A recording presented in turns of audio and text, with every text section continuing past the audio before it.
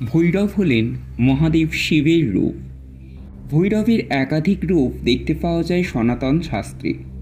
ভৈরবের সৃষ্টির নানান কারণ রয়েছে। দশমহাবিদ্যা যেমন রয়েছেন, তেমনি দশমহাবিদ্যার প্রত্যেকের নিজের ভৈরব বা স্বামী রয়েছে। প্রতিটি ভৈরবের আলাদা আলাদা নাম। দশমহাবিদ্যার দেবীদের আর তার ভৈরবদের রহস্য অতি জটিল। দশমহাবিদ্যার উৎপত্তি হয় দেবী সতীর থেকে, তাই তাদের ভৈরবগণ স্বয়ং দেবাদিদেব মহাদেবের বিভিন্ন রূপ। দেবী ধূমাবতী বাদে সকল মহাবিদ্যার ভৈরব বর্তমান। মহাবিদ্যার সকল ভৈরবগণের সম্বন্ধে সব কিছু জানতে পারবেন এই ভিডিওতে। সঙ্গে থাকুন শেষ অবধি। নমস্কার বন্ধুরা, প্রকল্প চ্যানেলে আপনাদের স্বাগত। আমি প্রজেশ। আজ আমি আপনাদের সাথে ভাগ করে নেব দশমহাবিদ্যার ভৈরবগণের গল্প আর তার সাথে জুড়ে থাকা নানান পৌরাণিক কাহিনী। দশমহাবিদ্যা নিয়ে আমাদের চ্যানেলের ভিডিওগুলো আশা করি আপনারা দেখেছেন। যদি না দেখে থাকেন, দশমহাবিদ্যার পডকাস্টটিতে সবগুলি একসাথে পেয়ে যাবেন। লিঙ্ক ডিসক্রিপশন বক্সে দেওয়া রইল। কমেন্ট করে জানাবেন কেমন লাগলো ভিডিওগুলো। পৌরাণিক নানা জানা অজানা গল্প শুনতে হলে একটা লাইক করে সাবস্ক্রাইব করে দেবেন প্রকল্প চ্যানেল।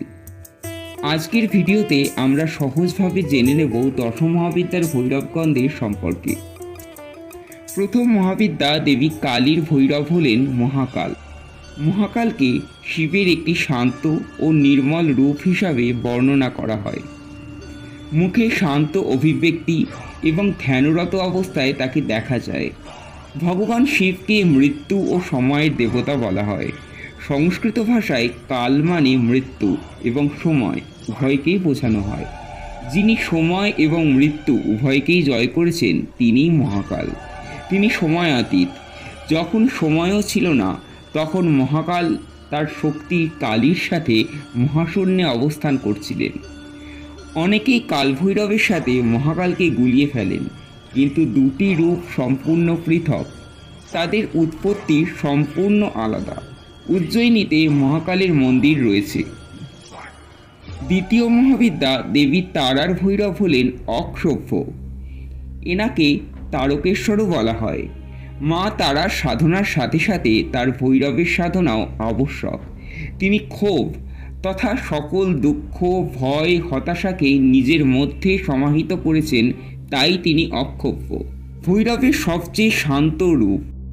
সমুদ্র মন্থনের সময় উত্থিত হয় কালকূট হলাহল বিষ। সেই বিষ ধারণ করার ক্ষমতা ছিল না কারোর। মহাদেব অক্ষোভ্য রূপে সেই বিষ পান করে সৃষ্টিকে রক্ষা করেন। বিষ তিনি নিজের কণ্ঠে ধারণ করেন, তাই তিনি নীলকণ্ঠ।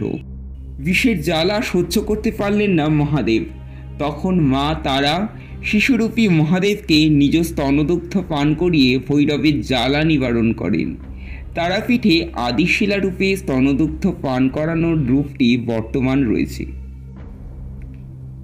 তৃতীয় মহাবিদ্যা দেবী ত্রিপুর সুন্দরী বা ষোড়শীর ভৈরব হলেন পঞ্চবক্ত্র বা কামেশ্বর। তিনি তার ভক্তদের মোক্ষ বা মুক্তি প্রদান করেন। পঞ্চবক্ত্রের 5টি মুখ হল যথাক্রমে সদ্যজাত, অঘোর, ঈশান, তৎপুরুষ এবং বামদেব। পঞ্চবক্ত্রের এই 5টি মুখ সমগ্র জগৎ সংসার এবং এই সমগ্র সৃষ্টির জন্য দায়ী। যখন ভণ্ডাসুরের অত্যাচারে সমগ্র সৃষ্টিতে হাহাকার সৃষ্টি হয়, তখন আদ্যাশক্তি ত্রিপুর সুন্দরী রূপে আবির্ভূতা হন। ব্রহ্মাণ্ড পুরাণে ললিতোপাখ্যান অনুসারে ব্রহ্মা অনুরোধ করেন দেবী যেন প্রতিবরণ করে যুগল মূর্তিতে দর্শন দেন। দেবীর শর্ত যে তিনি সদা স্বতন্ত্রা। তার এই স্বাতন্ত্র্য যদি কোনোভাবে ব্যাহত না হয়, তাহলেই তিনি প্রতিগ্রহণ করবেন। এই বলে তিনি স্বীয় হস্তস্থিত মাল্য শূন্যে নিক্ষেপ করেন। সেই মালা শিরে ধারণ করে মহাদেব তার ভস্মলিপ্ত শ্মশানবাসী রূপ ত্যাগ করে ধারণ করেন পূর্ণ শৃঙ্গারময় কামেশ্বর রূপ। মহাসমারোহে বিবাহ সম্পন্ন হয় ললিতা দেবী আর কামেশ্বরের, তাই দেবীর ভৈরব কামেশ্বর নামেও পরিচিত। চতুর্থ মহাবিদ্যা দেবী ভুবনেশ্বরীর ভৈরব হলেন ত্রম্বক। তিনি চতুর্ভুজ, 2 হাতে ধরে রেখেছেন কলস।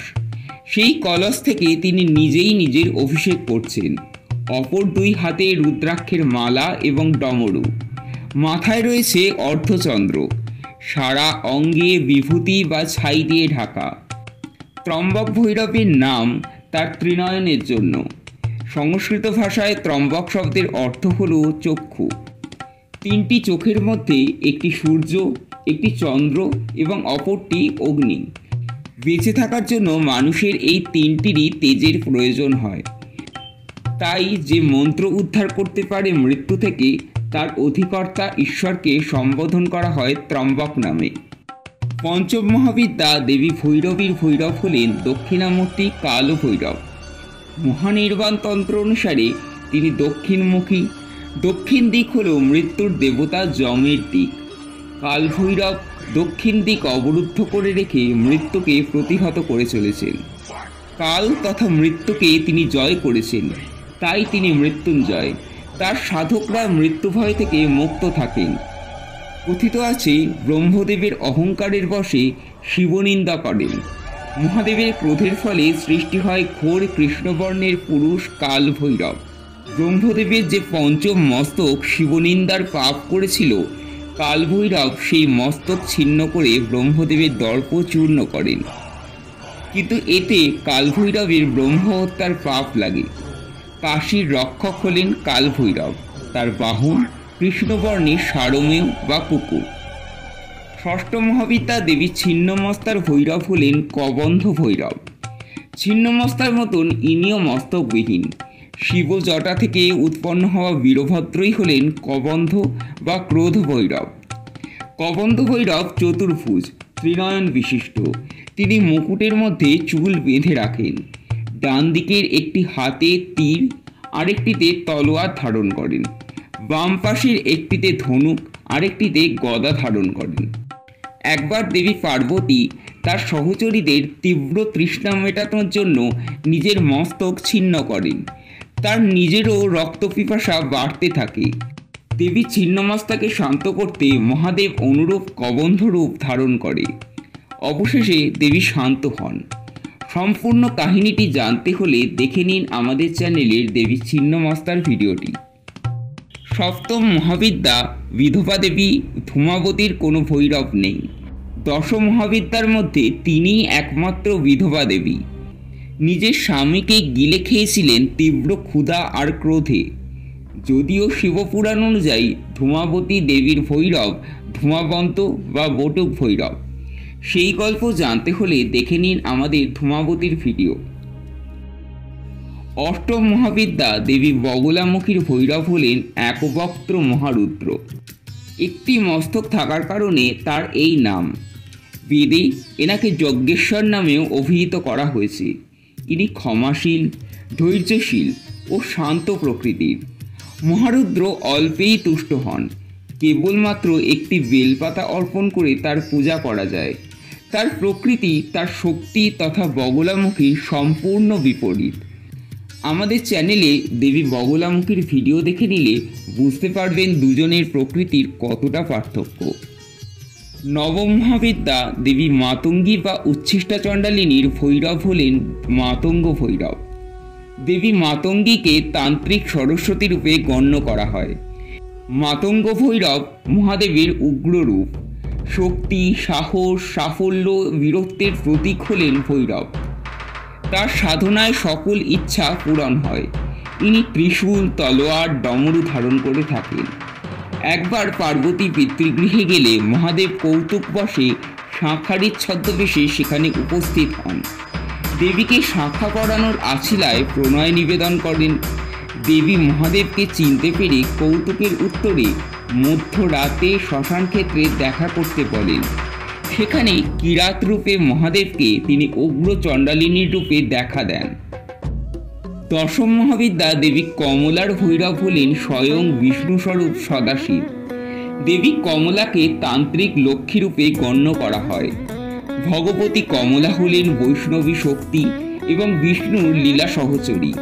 তাই তার তান্ত্রিক স্বরূপেও তার ভৈরব স্বয়ং নারায়ণ। পুরীর জগন্নাথ ধামে তিনি বিমলা দেবীর ভৈরব জগন্নাথ রূপে অবস্থান করছেন। আমাদের আজকের পরিবেশনাটি আপনাদের কেমন লাগলো কমেন্ট করে জানাতে ভুলবেন না। ভালো লাগলে একটা লাইক করে দেবেন, শেয়ার করে আত্মীয় স্বজন ও বন্ধুবান্ধবদের শোনার সুযোগ করে দেবেন। সাবস্ক্রাইব করে পাশে থাকবেন, আমাদের এগিয়ে যেতে সাহায্য করবেন। আপনাদের একটি সাবস্ক্রাইব আমাদের জন্য অত্যন্ত গুরুত্বপূর্ণ। সাবস্ক্রাইব বাটনের পাশে থাকা বেল বাটন টিপে দিয়ে অল নোটিফিকেশান অন করে দিলে আমাদের সব ভিডিওর আপডেট পৌঁছে যাবে সবার আগে আপনাদের কাছে। আর কোন বিষয়ে গল্প জানতে চান কমেন্ট করে জানাবেন। আবার আসবো অন্য কোনো দিন অন্য কোনো গল্প নিয়ে। ততক্ষণের জন্য ভালো থাকবেন।